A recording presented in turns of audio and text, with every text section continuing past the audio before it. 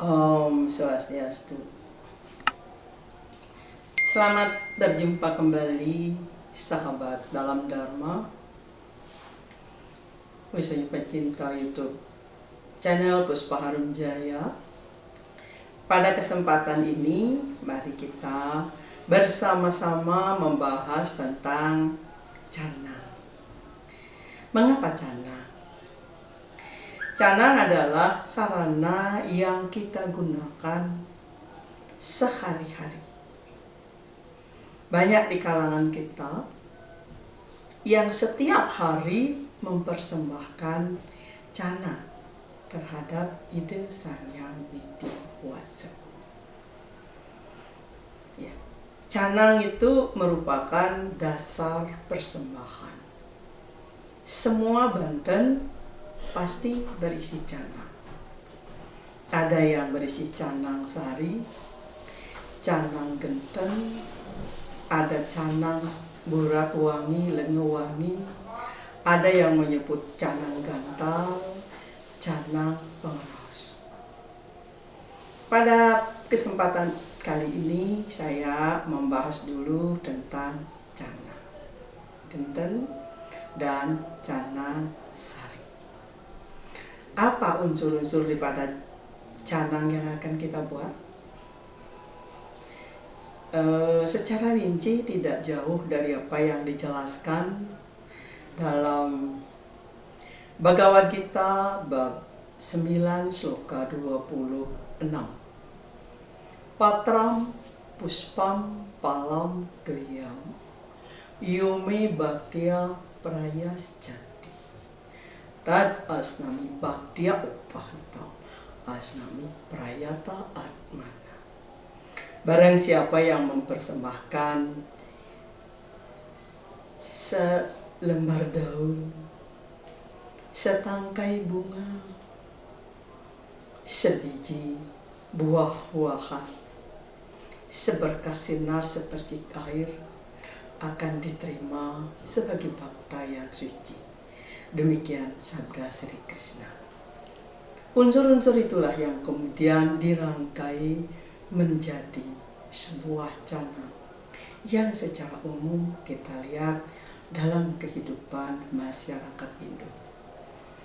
Tidak hanya masyarakat Hindu Bali, masyarakat Hindu di manapun menggunakan unsur-unsur tersebut.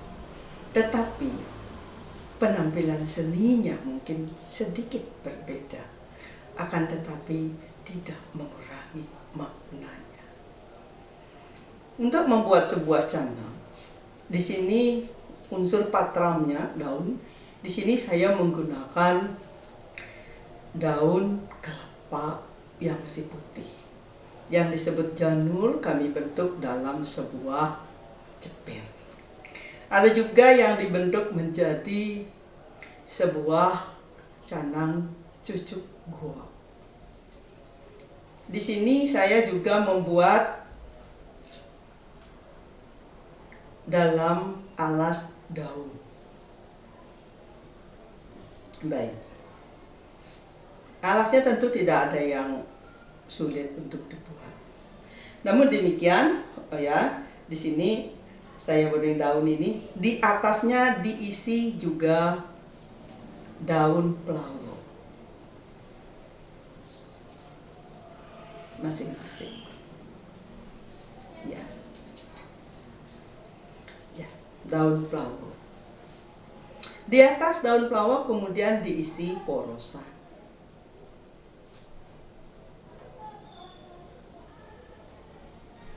Apakah porosan itu? Porosan itu terdiri dari daun sirih, kapur, dan buah pinang. Bagi masyarakat Hindu yang etnis Bali, meyakini bahwa sirih merupakan simbol dari Dewa Wisnu. Kapur merupakan simbol dari Dewa Iswara atau Siwa. Pinang merupakan simbol dari Dewa Brahma. Perpaduan ketiga unsur sirih, kapur, dan pinang merupakan simbol dari Trimurti, yaitu manifestasi ide Sang Hyang Widi dalam kapasitasnya sebagai pencipta, pemelihara, juga pemberlinan. Bagaimana cara membuatnya? Mari kita ambil dulu selembar daun sirih. Di atasnya kita isi kapur. Kemudian nanti diisi pinang.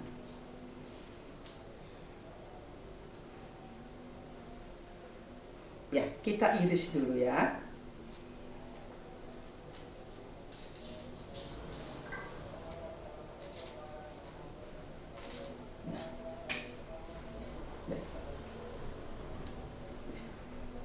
Kapur, pinang.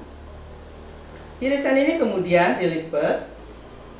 Selanjutnya, biar tidak berantakan, diikat dengan daun janur. Boleh juga segera diisi biting atau boleh dengan staples. Inilah yang disebut dengan porosan.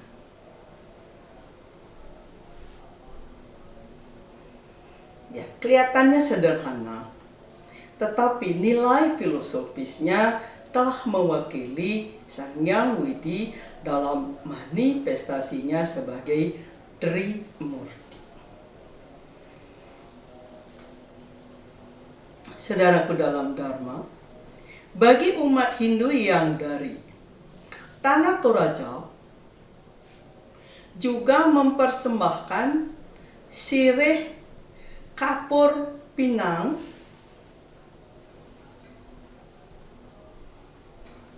ini, tetapi mereka tidak diiris, disempatkan seperti ini.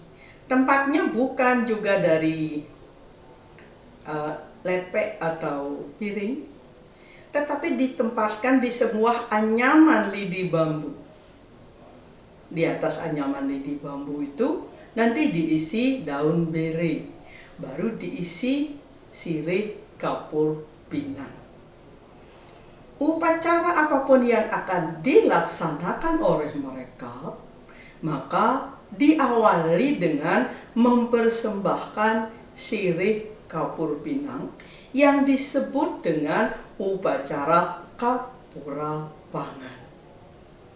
Mengapa hal itu saya sampaikan? Bahwa penggunaan sirih, kapur, pinang ini juga tidak hanya oleh umat Hindu yang ada di Bali, umat Hindu di Indonesia pun menggunakannya. Misalnya kalau kita jalan-jalan lagi ke Pulau Seram, ketika mengadakan upacara agama, mereka juga menggunakan sirih, kapur, pinang. Bahkan seorang gadis yang seorang wanita yang minyak menjadi gadis, setelah mengikuti upacara sakral yang di sana, mereka disuruh memakan buah sirih. Gitu. Ya, baik, kita lanjutkan. Setelah diisi dengan porosan, maka di atasnya kita isi dengan di sini ada tepung,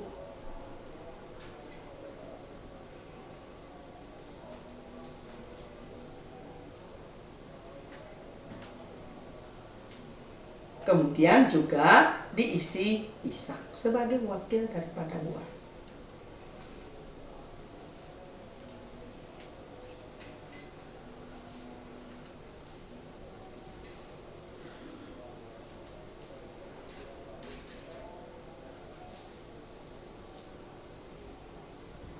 Saya tidak akan membahas lagi mengenai mengapa menggunakan pisang.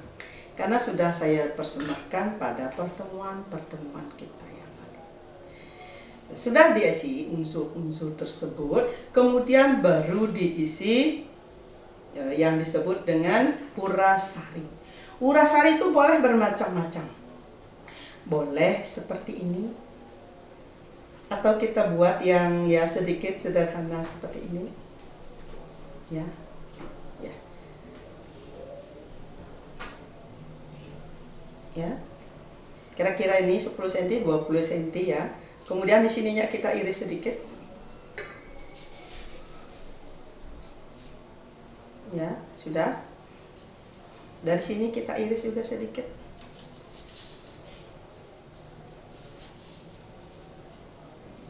Ya. Kemudian biar lebih indah sedikit kita iris di dalamnya.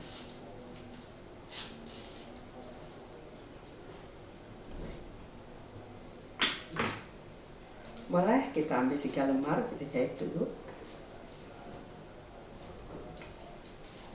Ya, boleh ya. Nah, seperti ini. Bagaimana cara menjahitnya? Ini tinggal ditarik. Ya, udah sampai di tengah-tengah, belokkan sedikit.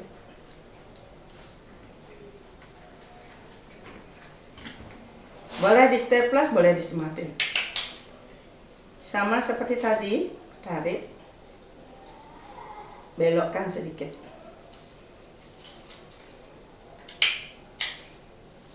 Kemudian kita tarik lagi, belokkan sedikit.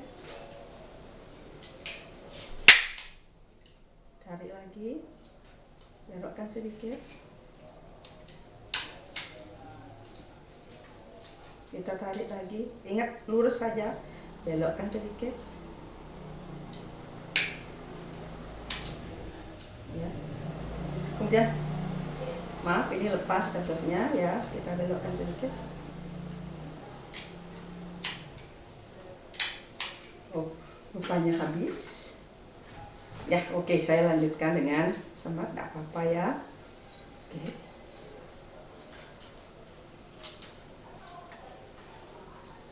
Ingat ya, tarik ke belakang saja, sini, belok sedikit, dia akan jadi. Nah, kita langsung taruh di atasnya. Ya. Boleh juga membuat yang lebih sederhana. Ya, seperti ini. Kita iris. Kemudian iris. Tinggal dipotong begini.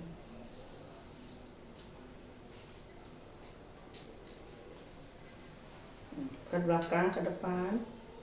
Belakang. Nah, kita iris. Selanjutnya, kita jahitnya seperti ini. Ambil ya, satu. Tinggal dibeginikan saja.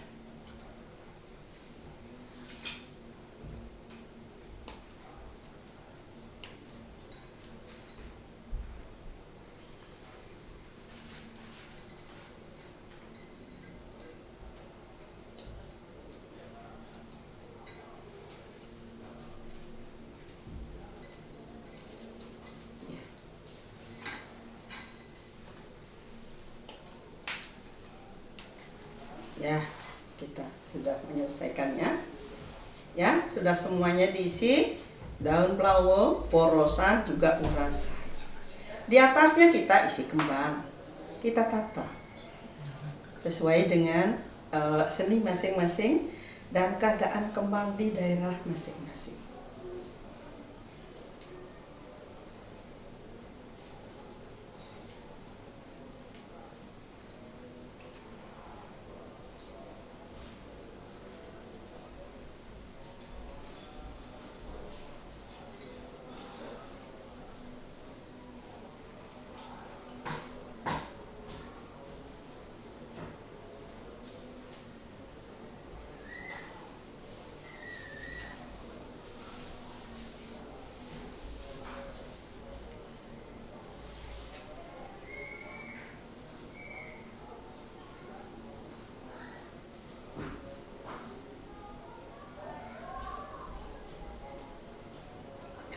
Sesudah diisi kembang, baru kita isi irisan daun pandan.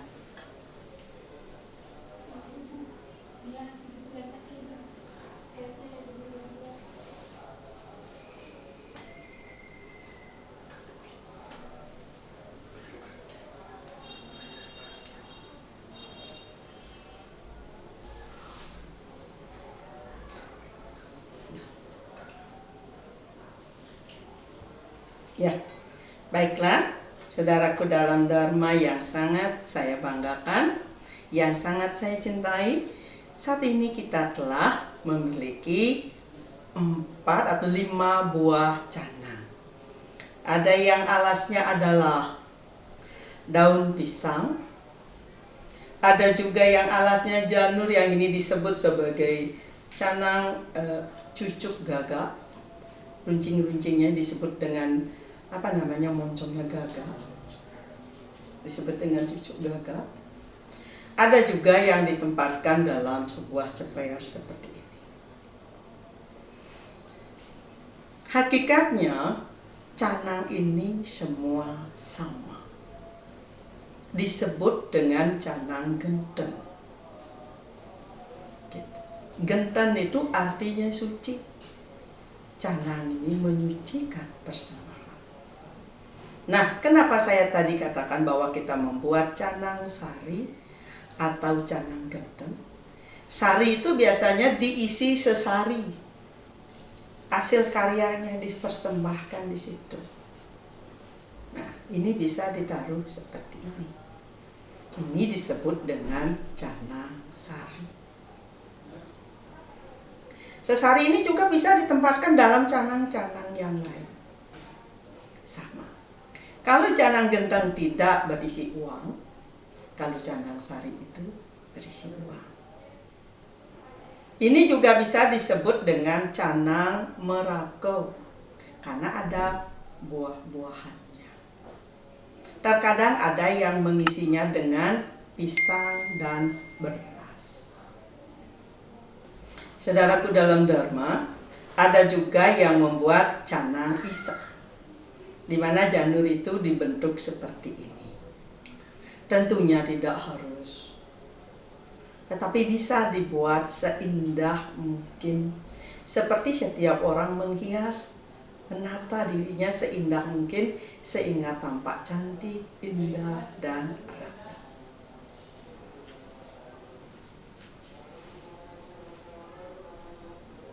Baiklah saudaraku dalam Dharma, demikian yang dapat saya sampaikan mengenai pembuatan canang genten dan canang sari. Izinkan saya menutup pertemuan kita kali ini dengan Paramasanti. Selanjutnya kita akan membahas tentang canang pengerawos dan canang rake, termasuk Banten Jadi. Salam Paramasanti saya. Om Santi Santi Santi. Om Siddhirastu Datastu Astu.